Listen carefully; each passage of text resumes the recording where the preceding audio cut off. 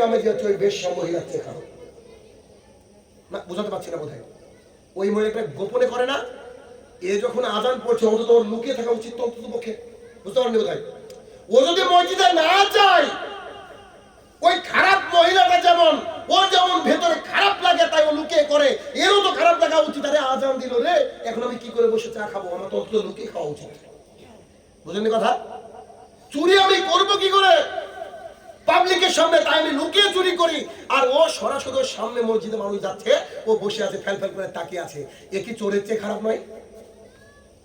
এ কি নেশা করার চেয়ে খারাপ নয়? নেশা করে বাগানে কোন অন্ধকারে করছে, আর ও সরাসরি দাঁড়িয়ে ওখানে সিগারেট খাচ্ছে, অথচ মসজিদে যাচ্ছে না। পৃথিবীর বুকে সবচেয়ে নিকৃষ্ট জীব যারা, যারা হচ্ছে সলাতের আজান হওয়ার পরেও বসে থাকে।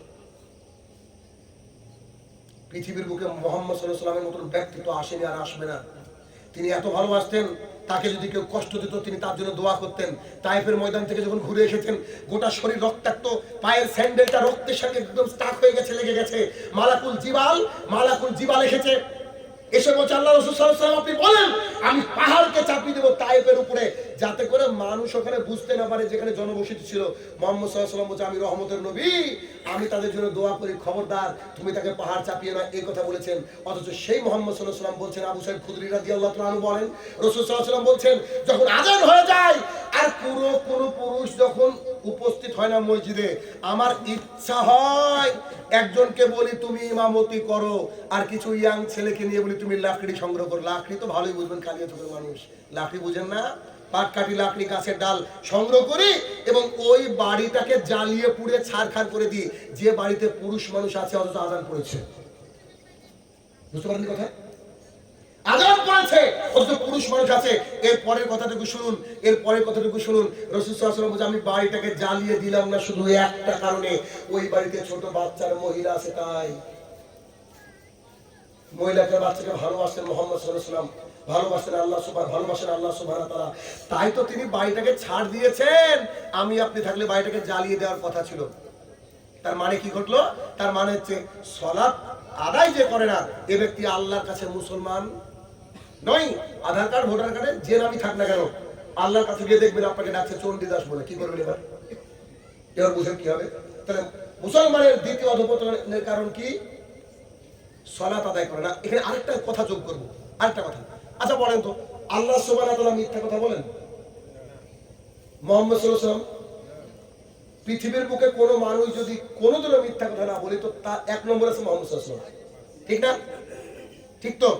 এবার একটা হাদিস শুনেন, লম্বা হাদিস, যতটুকু লাগবে ততটুকু বলবো।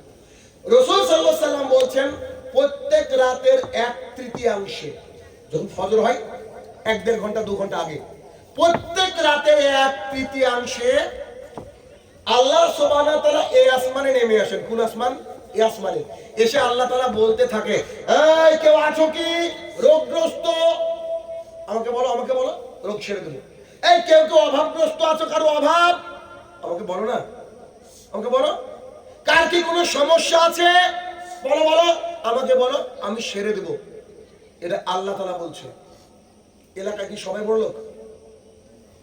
এলাকায় সবাই সুস্থ? সবাই কি সবকিছু পেয়ে বলছে আর লাগবে না এমন মানুষ আছে? তো আল্লাহ তাআলা যে আপনাকে ডাকছে রাতের 1/3, আপনি কেন অন্যজনের কাছে টাকা ধার করবেন? এটা আমার বুঝে আসে না। আমি জানি না আপনারা কি করে বুঝেছেন। আমি অন্তত মনে করি তাহাজ্জুদের ওই সময় যদি আল্লাহর কাছে চান, পান বিড়ি জর্দা গুল সিগারেট খাওয়া বিক্রি করা যদি না থাকে আপনার, ইনশাআল্লাহ আল্লাহ আপনাকে দিবেই দিবে ইনশাআল্লাহ। কথা বলে বোঝাতে পারছি না, বুঝছেন কি? এটা যে সালাতের মাধ্যমে আল্লাহর কাছে চাইলে আল্লাহ সব দিবে। আপনি একবার চেয়ে দেখেন, বিশ্বাস করেন দিবে। আল্লাহর কসম করে বলছে, আমি তার বাস্তব নমুনা। আমি আল্লাহর কাছে বেশি কিছু চাই না। আমার কি দরকার? আমি বলি আল্লাহ আখিরাতে দেব, পৃথিবীতে কি করব? যাই হোক না কেন, ওই তো খাই তো 2খানা রুটি রে ভাই, এখন আবার আরো কমিয়েছি। এই তো খাওয়া তো এখানে এই খেতে আর টাকা লাগে, ওটা এমনি ইনকাম হয়ে যায় আলহামদুলিল্লাহ। তার মানে আপনি চেয়ে দেখেন খালেস অন্তরে আল্লাহ আপনাকে দিবে। তাহলে এটাকে চাওয়ার মাধ্যম কি? সালাত, ঠিক না? সালাত। তাহলে সালাত থাকলে আর কিছু লাগে কি? আর একটা হাদিস মাথার মধ্যে আসলো, এটা না বললে ভালো লাগবে না। সেটা কি? দেখেন, পৃথিবীর সবচেয়ে কোটিপতি, সবচেয়ে মিলিয়নারি বড় লোক মানুষের নাম কি এখন বর্তমানে? আমাদের দেশে তো আপনার এ রয়েছে মুকেশ আম্বানি, অনিল আম্বানি। মুকেশ আম্বানির বেটার বউ এক জোড়া জুতো পরেছে মাত্র 40 কি না জুতো দামটা কত ভুলে গেলাম, আমার খেয়াল নেই। মুকেশ আম্বানির বউ যেটা নীতা আম্বানি, ও যে একটা ব্যাগ ব্যবহার করে, কুমিরের চামড়ার একটা ব্যাগ আছে ওর কাছে, মাত্র 1,92,00,000 টাকা দাম। কত? আর ওর ছেলে ওই যে আছে না অনন্ত আম্বানি, একটা ঘড়ি ব্যবহার করে 83 কোটি টাকা দাম। নন্দলালপুরকে দিলে মানুষের কোনো কাজ করা লাগবে না, কিয়ামত পর্যন্ত খাবে। কথা কি বুঝাতে পারছি? ও যে 1 লিটার পানি পান করে বিরাট কোহলি, 4,000 টাকা দাম মাত্র। বুঝতে পারেননি ভাই? এরা বড় লোক মানে কোন ক্যাটাগরির বড় লোক, বুঝতে পেরেছেন? হ্যাঁ, বর্তমান বিশ্বের সবচেয়ে কোটিপতি লোকের নাম হচ্ছে এলন মাস্ক। Elon Musk. কিন্তু এটা হচ্ছে পৃথিবীর মানুষ বুঝে। আমার কাছে এলন মাস্ক কিচ্ছু না, আল্লাহর কসম করে বলছি। ভাইয়ের কাছে কিছু না, দায়িত্ব নিয়ে বলছি। দেখবেন, প্রমাণ নেবেন।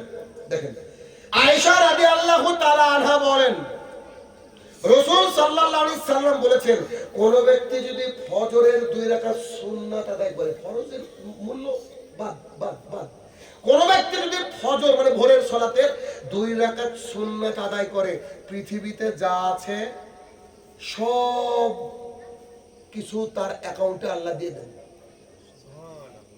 কথা বুঝতে পারেননি? কিশোর এলন মাস্ক, কিশোর বিল গেটস, আমাদের কাছে বাচ্চা ভাই, বাচ্চা। এক রাতে তো গোটা পৃথিবী, প্রত্যেক রাতে ইনশাআল্লাহ গোটা পৃথিবী আমরা অর্জন করি। এখন আপনাদের মনে হতে পারে যে কি বলছেন, আমরা গরিব মানুষ। না ভাই, আপনি গরিব না, বিশ্বাস করেন গরিব না। গরিবকে কিয়ামতের মাঠে গিয়ে দেখবো ওর কিচ্ছু না, ওই গরিব।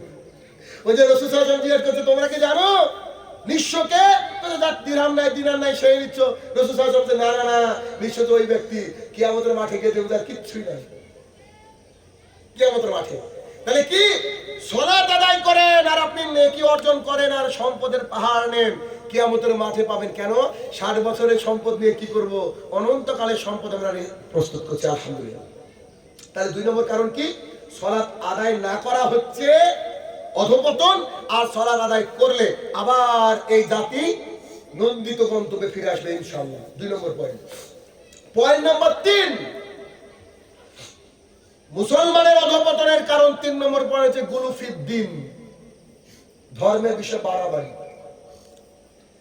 আব্দুল্লাহ ইবনে আব্বাস রাদিয়াল্লাহু তাআলা আনহু বলেন, আদম আলাইহিস সালাম থেকে নূহ আলাইহিস সালাম পর্যন্ত প্রায় 10 থেকে 12 শতাব্দীর ব্যবধান ছিল।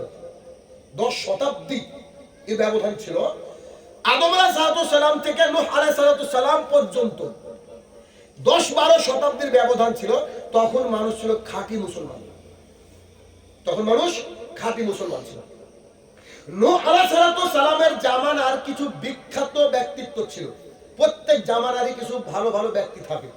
যেমন আপনারা কি জানেন বর্তমান পৃথিবীতে সবচেয়ে বড় আলেমকে কে বলতে পারেন? বর্তমান পৃথিবীতে জীবিত আছে এমন সবচেয়ে বড় আলেমকে কে বলতে পারেন?